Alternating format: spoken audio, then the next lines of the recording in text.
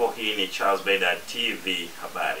Ili kupata habari motomoto punde zitokeapo, usahau kubonyeza kitufe cha subscribe kwa kwanza kupata habari hizi punde zitokeapo. Na taarifa yetu ya habari inaanzia mkoani Arusha, hususan katika halmashauri ya Arusha, ambapo mwenyekiti wa kamati ya ukimwi halmashauri ya Arusha, Mheshimiwa Fredi Lukumai, ambaye pia ni diwani wa kata ya Matebes, amekiongoza kikao cha robo ya tatu ya mwaka wa fedha 2024-2025.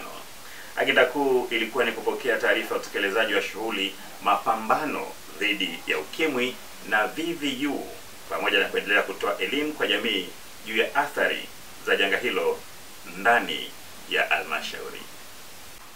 Tunaendelea na taarifa yetu ya habari na moja kwa moja tunaelekea mkoani Dodoma, ambapo mwenyekiti wa kamati tendaji ya taasisi ya kumbukumbu ya Mwalimu Julius Kambarage Nyerere, Mzee Paul Peter Kimiti, amesoma maneno ya mwisho ya baba wa taifa Mwalimu Julius Kambarage Nyerere aliyosema kabla ya kufariki dunia Oktoba 14, 1999.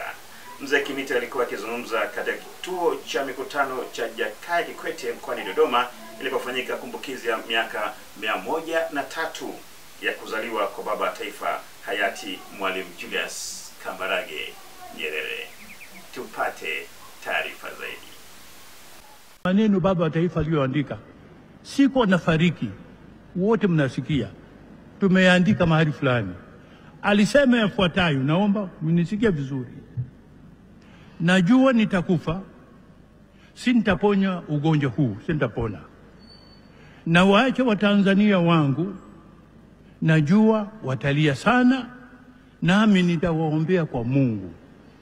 Naondoka nikiwa nimeachia taifa moja lenye umoja na amani. Wasia wangu kwao, waipende nchi yao kama wanavyopenda mama zao. Wajue hawana nchi nyingine zaidi ya Tanzania. Mwisho wa maneno wa baba taifa na kafariki. Na tunaendelea na taarifa yetu ya habari, na sasa tunaangazia habari za michezo na burudani. Na katika habari za michezo na burudani, wadau wa soka nchini wameelezea kufurahishwa na kitendo cha wekundu wa Msimbazi kufuzu katika hatua ya nusu finali ya michuano ya CAF, ambapo wamesema kitendo hicho kitapandisha hadhi ya ligi yetu ya Tanzania katika viwango vya Afrika na dunia kwa ujumla. Tupate taarifa zaidi. Simba wakiingia finali, sisi tunakuwa ligi bora namba 5 barani Afrika kwa mujibu wa taratibu za CAF, kwa sababu Tunisia hawana mwakilishi sasa hivi. Sio? Satisfaction walishabutuliwa na Simba kwenye makundi. Esperance washitolewa na Mamelodi. Mpinzani wetu kwenye viwango vya ubora ni Tunisia ambao wanashika nafasi ya 5 na point 72.5. Sisi tuna 77.5. Simba wakitokea wakawatoa Stellenbosch tunakuwa na 82.5 kama Tunisia. Utaratibu wa CAF mkilingana point nimetoka kueleza. Aliyepata karibuni anakuwa juu. Kwa ligi yetu itapanda, itakuwa namba 5 kwa ubora. Kwa hiyo na mtazamaji, na kufikia hapo ndio tunafika mwisho kabisa wa taarifa yetu ya habari. Asante sana kwa kuendelea kufuatilia Charles Beda TV habari. Ili kupata habari motomoto punde zitokeapo, usahau kubonyeza kitufe cha subscribe wa kwanza kupata habari hizi. Asante na nikutakie siku njema. Asante.